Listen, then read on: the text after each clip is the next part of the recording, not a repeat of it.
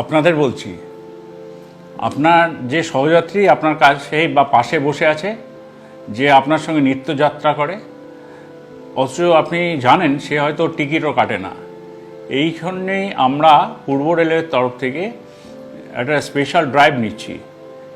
এই যে সহযাত্রীরা টিকিট কাটছেন না, আপনার সহযাত্রীরা, তাদেরকে একটু বলে রেখে দিন যে কোনো দিন যে কোনো মুহূর্তে, যেমন ধরুন তালদি থেকে আমরা হয়তো চাপবো টিকিট চেকিং স্কোয়াড সন্ধ্যে 6টায় বা 7টার সময়, তখন ধরা পড়লে কিন্তু সমাজে মান ইজ্জত একদম ধুয়ে যাবে, খারাপ লাগবে সবারই।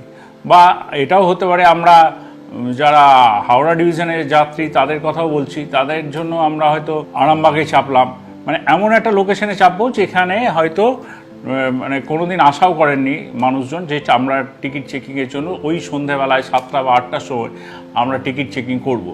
এটা উদ্দেশ্য কিছু নয় যে টিকিট চেকিং করে আমরা রেলওয়ে প্রচুর লাভ করবে, এটা নয়। কিন্তু যেটা উদ্দেশ্য সেটা হলো যে আপনার সহযাত্রীকে একটু বুঝিয়ে দেওয়া যে মানুষের উপকারের জন্য রেল এই কাউন্টারগুলো করেছে, ইউটিএস সিস্টেম করেছে যাতে সহজে টিকিটটা কাটতে পারে।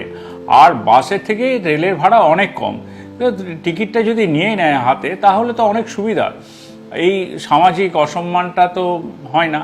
যেমন আমরা এটাও ভেবেছি যে ঝাপটার ঢাল বা ওইদিকে কাটোয়া, এরকম ছোট ছোট লোকেশন ধরে আমরা চেপে যাব, চেপে গিয়ে বা ওইদিকে লালগোলায় চেপে যাব, বা ধরুন এখানে কুলটিতে চাপলাম, এরকম করে আমরা বিভিন্ন জায়গায় ছোট ছোট করে আমরা এবার টিকিট চেকিং শুরু করছি পূর্ব রেলের তরফ থেকে।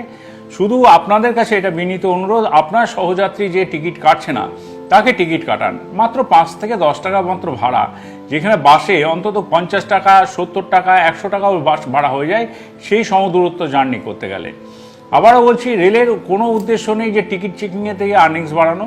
রেলের একটাই উদ্দেশ্য যে সব মানুষই টিকিট কেটে চলুন এবং রেলের সঙ্গে সহযোগিতা করুন। ধন্যবাদ।